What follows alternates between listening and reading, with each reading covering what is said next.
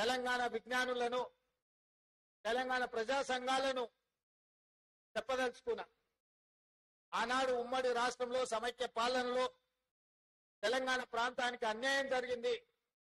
లేకపోతే తెలంగాణ ప్రాంతంలో పాలమూరు రంగారెడ్డి కావచ్చు, కల్వకుర్తి కావచ్చు, భీమా కావచ్చు, నెట్టంపాడు కావచ్చు, కోయిల్ సాగర్ కావచ్చు, హంద్రి నీవా కావచ్చు, ఆంధ్రప్రదేశ్ లో కట్టిన ప్రాజెక్టులతో పోల్చినప్పుడు తెలంగాణలో సీతారామ గాని, ఇందిరాసాగర్ గాని, రాజీవ్ సాగర్ గాని, లేకపోతే దుమ్ముగూడెం గాని, ఇలా చెప్పుకుంటూ పోతే సమ్మక్క సారక్క కావచ్చు, ప్రాణహిత చేవెళ్ళ కావచ్చు, తెలంగాణ ప్రాంతంలో కట్టిన ఆనాటికే ప్రారంభమైన ప్రాజెక్టులు, జలయజ్ఞంలో భాగంగా ప్రారంభమైన ప్రాజెక్టులు తెలంగాణ రాష్ట్రం వచ్చిన 10 సంవత్సరాలలో ఏది పూర్తి కాలేదు. ఈనాటికి ఆ ప్రాజెక్టులు వాయిదాలు పడుతూనే వస్తున్నాయి.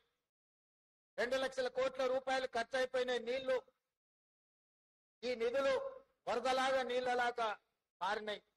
మరి ఆ నిధులు ఎవరి జేబుల్లోకి వెళ్ళినాయో ఈరోజు మీరు ఆలోచన చేయండి. అందుకే ఈరోజు ఒక భావోద్వేగం అని ఎందుకు అంటున్నా అంటే, ఇప్పటి రాష్ట్రంలో 4-5 దశాబ్దాలు వాయిదాలు పడ్డ ప్రాజెక్టులు ప్రత్యేక తెలంగాణ రాష్ట్రంలో కూడా 10 సంవత్సరాలలో పూర్తి కాలేదు. అందుకే ఈరోజు పెద్దలు ఉత్తమ్ కుమార్ రెడ్డి గారికి ప్రత్యేకంగా ఈ శాఖను కేటాయించడమే కాదు, నిరంతరం పర్యవేక్షించుకుంటూ గత 40-50 సంవత్సరాలుగా తెలంగాణ ప్రాంతానికి రావాల్సిన నీళ్లు రాకపోవడము, పూర్తి కావాల్సిన ప్రాజెక్టులు పూర్తి కాకపోవడం వల్ల ఈ ప్రాంతానికి జరిగిన అన్యాయాన్ని సరిదిద్ది వాయిదాలు పడుతూ వస్తున్న ప్రాజెక్టులను పూర్తి చేయాలన్న లక్ష్యంతో ఈ రోజు మా ప్రభుత్వం, ఈ శాఖ మంత్రివర్యులు ఉత్తమ్ కుమార్ రెడ్డి గారు పనిచేస్తున్నారు. అందుకే ఈ శాఖలో నియామకాల విషయంలో ప్రత్యేకమైన శ్రద్ధ పెట్టి శాఖలో ప్రభుత్వ ఉద్యోగులు బాధ్యతతో పనిచేసినప్పుడే ప్రాజెక్టులు పూర్తి అవుతాయి.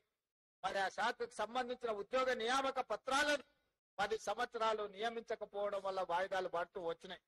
అందుకే సెప్టెంబర్ 2024 నాడు దాదాపుగా ఇక్కడనే ఇదే వేదిక మీద నుంచి 738 మంది అసిస్టెంట్ ఎగ్జిక్యూటివ్ ఇంజనీర్లను, అదే విధంగా జూనియర్ అసిస్టెంట్లను ఇదే వేదిక మీద నుంచి నియామక పత్రాలు ఇచ్చి భుజం తట్టి ప్రోత్సహించినాం. ఈ రోజు మళ్ళీ దాదాపుగా 423 ఉద్యోగ నియామక పత్రాలు అందించడం ద్వారా ఈ శాఖలో 1161 మందిని ఈ 14 నెలల్లో నియామక పత్రాలు అందించి శాఖను ముందుకు నడిపించాలన్న ఆలోచనతో ఈ రోజు ముందుకెళ్తున్నాం. అదే విధంగా ప్రాజెక్టుల నిర్వహణ కోసం లష్కర్లు అవసరం. దాదాపుగా 2000 మంది లష్కర్లను ఈ 14-15 నెలల్లో నియామకాలు చేపట్టడం జరిగింది. ఈ రాష్ట్ర ప్రభుత్వం యొక్క మొట్టమొదటి ప్రాధాన్యత ఉన్న శాఖ ఏదైనా ఉంది అని అంటే తాగునీటి పారుదల శాఖ అని చెప్పి నేను ఈ రోజు చెప్పదలుచుకున్నాను. ఈ రోజు ఇది నేను కాదు, మొట్టమొదటి ప్రధానమంత్రి పండిట్ జవహర్లాల్ నెహ్రూ గారు దేశ స్వతంత్రం వచ్చిన తర్వాత ఆ రోజు ఉన్న ఆర్థిక పరిస్థితుల్లో, ఆ రోజు దేశంలో నెలకొన్న పరిస్థితుల నేపథ్యంలో మొట్టమొదటి ప్రాధాన్యత కింద ఇరిగేషన్ అండ్ ఎడ్యుకేషన్ ని పండిట్ జవహర్లాల్ నెహ్రూ గారు బాధ్యతగా తీసుకున్నారు.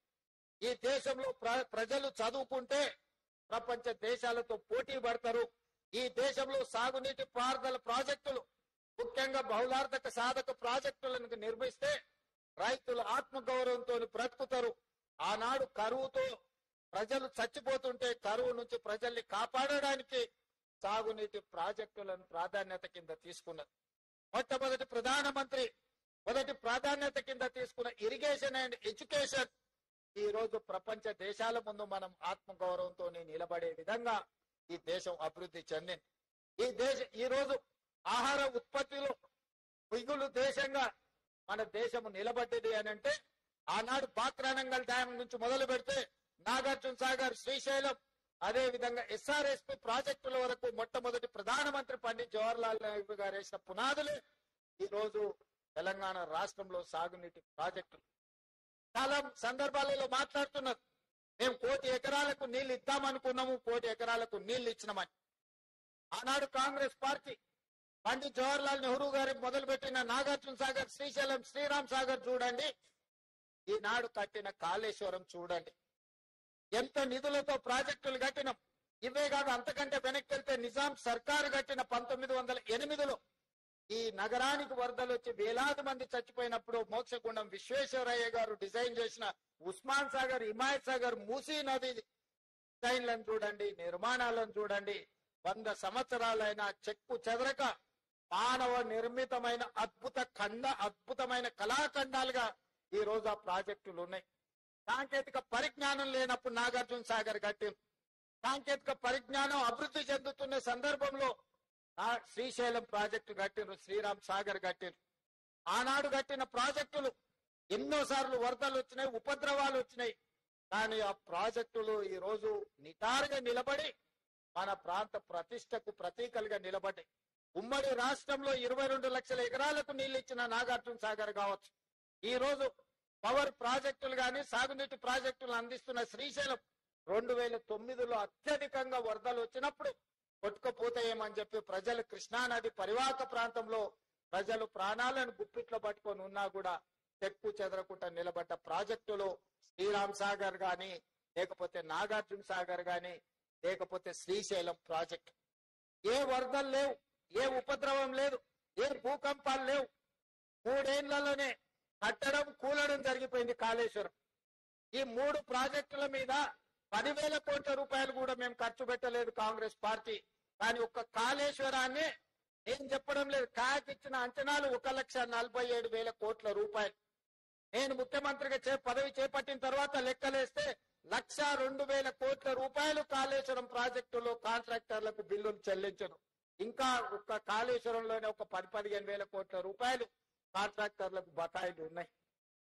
మరి 1,00,000 కోట్ల రూపాయలు పెట్టిన కాళేశ్వరం కింద ఇవాళ మీరు ఇంజనీర్లు మీ ఆఫీసులో జాయిన్ అయిన తర్వాత మీరు ఒకసారి రికార్డులను తిరిగేయండి.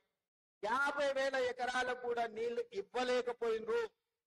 నికర జలాలతోని గాని స్థిరమైన ఆయకట్టు 50,000 ఎకరాలకు కూడా కాళేశ్వరం నుంచి నీళ్లు ఇవ్వలేకపోయినరు. 50,000 ఎకరాలకు నీళ్లు ఇవ్వని కాళేశ్వరానికి 1,02,000 కోట్ల రూపాయలు ఇప్పటికే కాంట్రాక్టర్లకు బిల్లులు చెల్లించినాం. కట్టిన 3 ఏళ్ల లోపలనే కుప్పగూలిన ప్రాజెక్టు ఈ భూ ప్రపంచం మీదనే. సొమాలియా లాంటి వెనుకబడిన దేశాల నుంచి మొదలు పెడితే అభివృద్ధి చెందిన అమెరికా వరకు ఈ భూ ప్రపంచం మీదనే కట్టిన ప్రాజెక్టు 3 ఏళ్ల కుప్పగూలిన ప్రాజెక్టు చూపించాలి ప్రపంచ చిత్రపటం మీద అంటే అది కేవలం కాళేశ్వరం, మేడిగడ్డ, అన్నారం, సుందిళ్ళ ప్రాజెక్టులు అని చెప్పక తప్పదు. అయినా గొప్పలు మాట్లాడుతుంటారు కాళేశ్వరం అని.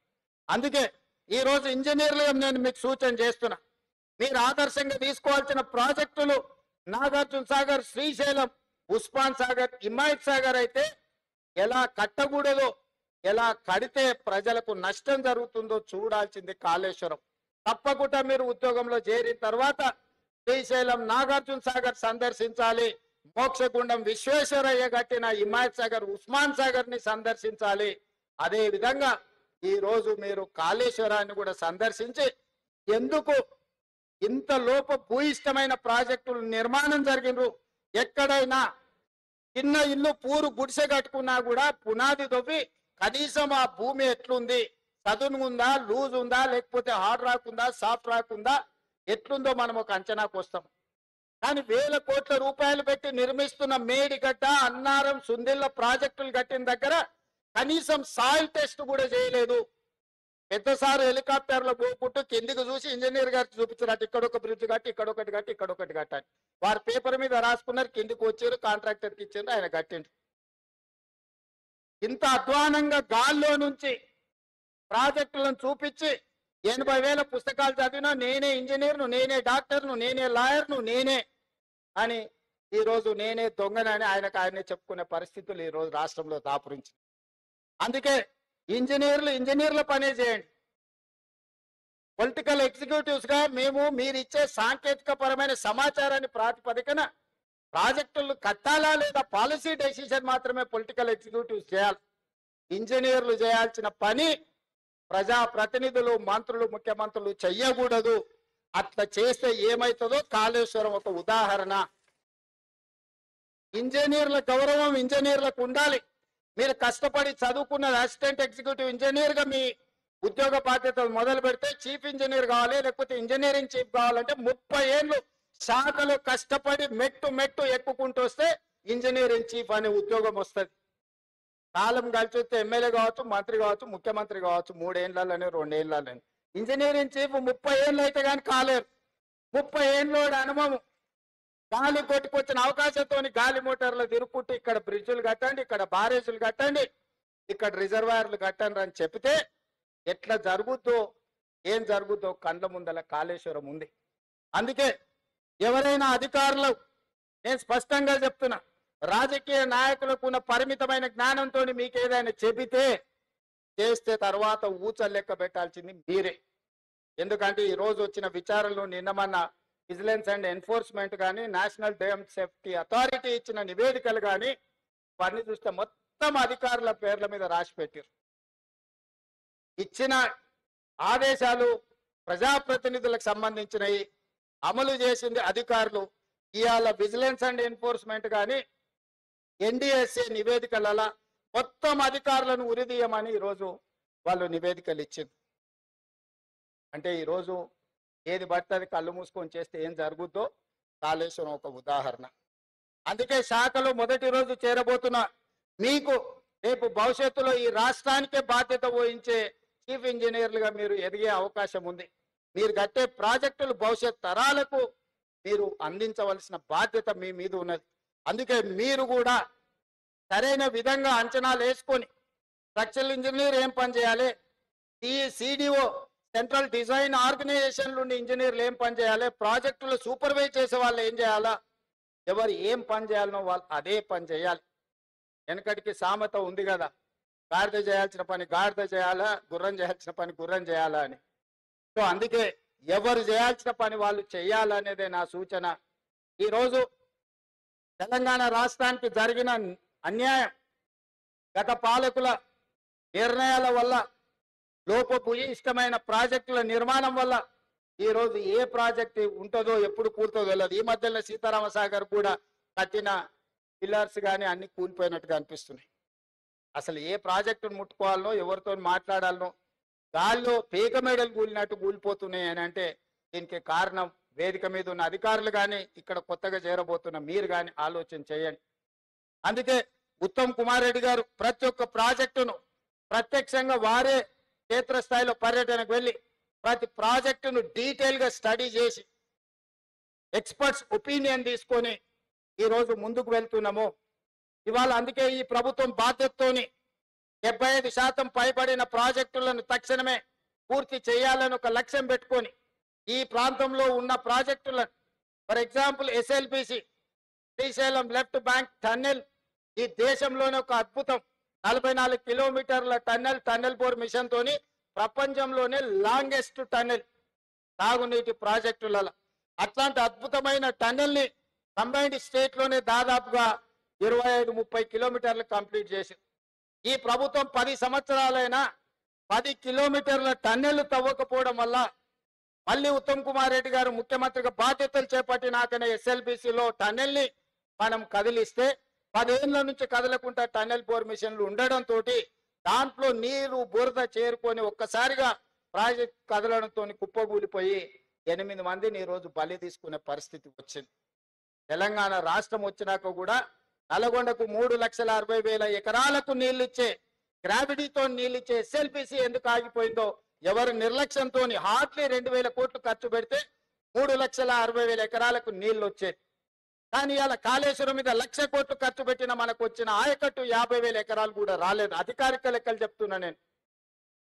అంటే ప్రభుత్వాల యొక్క ప్రాధాన్యత వల్ల తెలంగాణకు జరిగిన నష్టాన్ని ఈరోజు మనం కల్లారా చూస్తున్నాము. అందుకే శాఖలు చేరబోతున్న యువ ఇంజనీర్లకు, ఇక్కడ చేరబోతున్న ప్రభుత్వ ఉద్యోగంలో చేరుతున్నామని కాదు, ఇది ఒక భావోద్వేగం అని గుర్తుపెట్టుకోండి. ప్రజల యొక్క సెంటిమెంట్, తెలంగాణ ప్రజలకున్న బిగ్గెస్ట్ సెంటిమెంట్ నీళ్లు. ఈ నీళ్లు అనే పదాన్ని మనం చాలా జాగ్రత్తగా వాడాలి. ఈ ప్రాజెక్టులను పూర్తి చెయ్యాలి. ప్రభుత్వం వైపు నుంచి సంపూర్ణంగా సహకరించి ఈరోజు నిజంగా సమయం వచ్చినప్పుడు ఖర్చు పెడతామంటే, నీళ్ళకు ఖర్చు పెడతామంటే నిధులకు షార్టేజ్ వచ్చింది. అయినా ఏదో ఒకటి ప్రయత్నం చేస్తాం. తప్పకుండా సాగునీటి ప్రాజెక్టులు ఏవైతే ఉన్నాయో, ఎస్ఎల్బిసి కానీ, కల్వకుర్తి కానీ, పాలమూరు రంగారెడ్డి ఎత్తిపోతలు కానీ, భీమా నెట్టంపాటుతో పాటు సీతారామ సాగర్ లాంటి ప్రాజెక్టులు కానీ తమ్మక్క సార్లక్క లాంటి ప్రాజెక్టులు దేవాదుల ప్రాజెక్టులను మొదటి ప్రాధాన్యత కింద పెట్టుకొని పూర్తి చేస్తాము. దీనికి అందరూ సహకరించాల్సిందిగా ఈ రోజు ఉద్యోగంలో చేరబోతున్న వాళ్ళందరినీ మళ్ళొక్కసారి మనస్ఫూర్తిగా అభినందిస్తున్నా. గతంలో 10 సంవత్సరాలు ఉమ్మడి రాష్ట్రంలో ఒక 10-15 సంవత్సరాలు, ప్రత్యేక తెలంగాణలో ఒక 10 సంవత్సరాలు నోటిఫికేషన్ల కోసం కొట్లాడి, కానీ మా ప్రభుత్వం వచ్చినాక నోటిఫికేషన్లు ఇస్తే వద్దని అశోక్ నగర్ చౌరస్తాలలో విద్యార్థులు ధర్నా చేసే కాడికి వచ్చింది. ఎందుకంటే మా ప్రభుత్వం యొక్క ప్రాధాన్యత మా ఉద్యోగాలే కాదు, మీకు కూడా ఉద్యోగాలు ఇవ్వాలన్న లక్ష్యంతో ఈరోజు పనిచేసినాము. ఈ 14 నెలల్లో మీకు తెలుసు 60,000 ప్రభుత్వ ఉద్యోగ నియామకాలు చేపట్టి దేశంలోనే చరిత్ర సృష్టించినము. ప్రైవేట్ లో 1,00,000 ఉద్యోగాలు ఇచ్చినాము.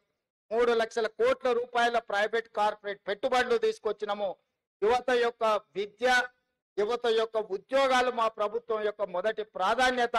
అందుకే ఈరోజు ప్రభుత్వం ఉన్న ఖాళీలన్నిటిని కూడా భర్తీ చేసే బాధ్యత తీసుకున్నాం. ఈరోజు గ్రూప్ 1 లో కూడా 563 మంది గ్రూప్ 1 ఉద్యోగులకు ఈరోజు నియామక పత్రాలు ఇచ్చే సందర్భంలో కొంతమంది రాజకీయ ప్రేరేపితమైన పిటిషన్లు హైకోర్టులో వేసి ఉద్యోగ నియామకాలను అడ్డుకుంటున్నారు. 2011లో ఉమ్మడి రాష్ట్రంలో కిరణ్ కుమార్ రెడ్డి గారు నియామకాలు చేపడితే 15 సంవత్సరాలు గ్రూప్ 1 ఉద్యోగాల నియామకాలు చేపట్టలేదు. ఆనాడు పరీక్షలు నిర్వహిస్తే ప్రశ్న పత్రాలు జిరాక్స్ సెంటర్లలో అమ్ముకున్నారు. మేము వచ్చిన తర్వాత పకడ్బందీగా 563 గ్రూప్ 1 ఆఫీసర్లను తెలంగాణలో ఉమ్మడి రాష్ట్రంలో కూడా అన్ని ఉద్యోగాలు ఇవ్వలే. ఇవాళ ఇవ్వడానికి అంత ప్రక్రియ మొత్తం పూర్తి అయిపోయింది. కేవలం ఒక ఇనెలిజిబుల్ పర్సన్స్ పోయి ఈ రోజు అక్కడ కోర్టులో స్టే తీసుకొచ్చి 563 గ్రూప్ 1 ఉద్యోగాలను అడ్డుకుంటారు. దీని వెనకాల రాజకీయ పార్టీలు, రాజకీయ నాయకులు ఎవరున్నారో మాకు తెలుసు. తొందరలోనే ఆ సమస్యను కూడా అధిగమించి తొందరలోనే గ్రూప్ 1 నియామకాలను, గ్రూప్ 2, గ్రూప్ 3, గ్రూప్ 4 అన్ని నియామకాలను పూర్తి చేస్తాం. ఈ ప్రభుత్వం మీద సంపూర్ణ విశ్వాసం పెట్టి ముందుకెళ్తున్న యువతకు మరొకసారి అభినందన తెలియజేస్తూ, ఈ రోజు ఉద్యోగాలలో చేరబోతున్న వాళ్ళను మనస్ఫూర్తిగా అభినందిస్తూ, వాళ్ళ తల్లిదండ్రుల కళ్ళల్లో వాళ్ళ ఆనందం, వాళ్ళ పిల్లలు ప్రయోజకులైనరు, వాళ్ళ జీవితంలో మార్పు వస్తుంది అని ఏదైతే వాళ్ళ కళ్ళల్లో ఆనందం ఉందో అది మాకు సంతృప్తినిస్తుంది, సంతోషాన్ని ఇస్తుంది. మా బాధ్యత నెరవేర్చే క్రమంలో మీ ఉద్యోగ నియామక పత్రాలు మీకు ఇంటికి పంపించవచ్చు, కానీ మిమ్మల్ని ఇక్కడ పిలిచి మీ చేతిలో నియామక పత్రాలు పెట్టినప్పుడు మీ తల్లిదండ్రుల కళ్ళల్లో కనిపించే ఆనందాన్ని మేము చూడడం ద్వారా మాకు ఉద్యోగ సంతృప్తి ఉంటుంది. ఈరోజు బాధ్యత తీసుకున్నందుకు మేము మా బాధ్యత నెరవేరుస్తున్నామని ఒక సంతోషాన్ని కలిగే సందర్భం. ఈ సంతోషకరమైన వాతావరణంలో పాల్గొన్న వాళ్ళందరినీ కూడా అభినందిస్తూ మీ దగ్గర సెలవు తీసుకుంటున్న ధన్యవాదాలు మిత్రులారా.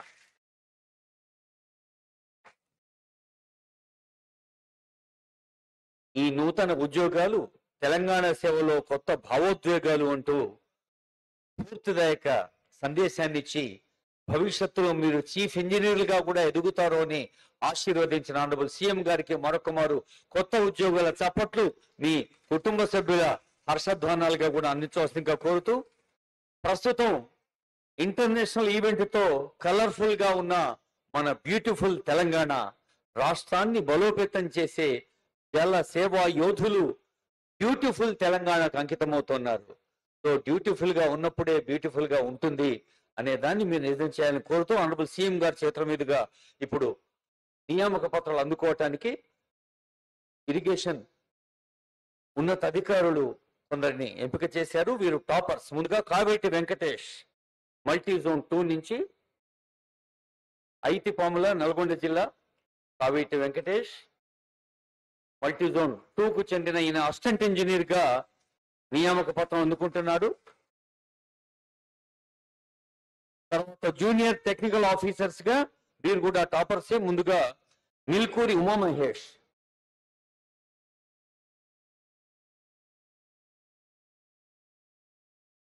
ఉమామహేష్ ఈజ్ ఫ్రమ్ ములుగు, వెంకటాపూర్ గ్రామం, ములుగు మండలం. తర్వాత వనమాల గౌతమ్, జగిత్యాల. వనమాల గౌతమ్ ఫ్రమ్ జగిత్యాల్.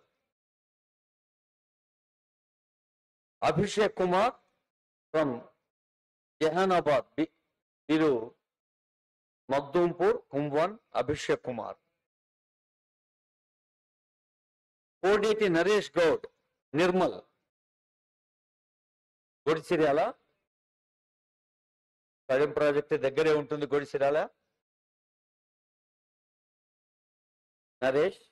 తర్వాత వినోద్ పి వినోద్ శాంతినగర్ ఖానాపూర్ నిర్మల్.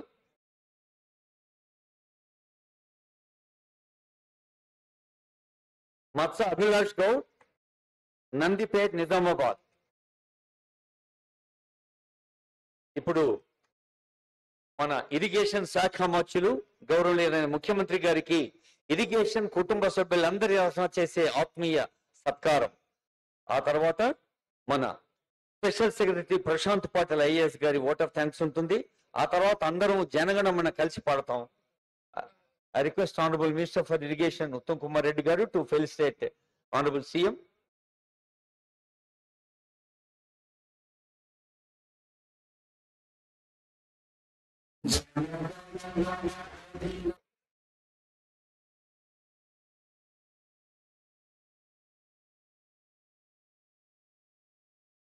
వేదిక పైన పెద్దలందరూ శాలువా బాగుందంటున్నారు. ప్రస్తుతం తెలంగాణ రాష్ట్ర వ్యాప్తంగా కూడా కలర్ఫుల్ గా ఉంది. హండ్రెడ్స్ ఆఫ్ కంట్రీస్ నుంచి వచ్చిన వారు తెలంగాణ అంటే ఏమనాలి అందరూ? జరూర్ ఆనా తెలంగాణ. ఇప్పుడు ఇతర పెద్దలకు మన ఈఎన్సీ గారు ఇంకా సీనియర్ ఆఫీసర్స్ కలిసి చేస్తున్న సన్మానం. ఆనరబుల్ సిఎస్ గారికి,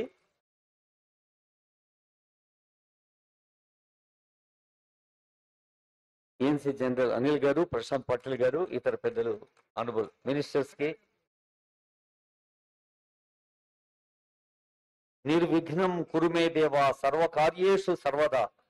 ఏ కార్యాన్ని చేపట్టినా ఎలాంటి విఘ్నం లేకుండా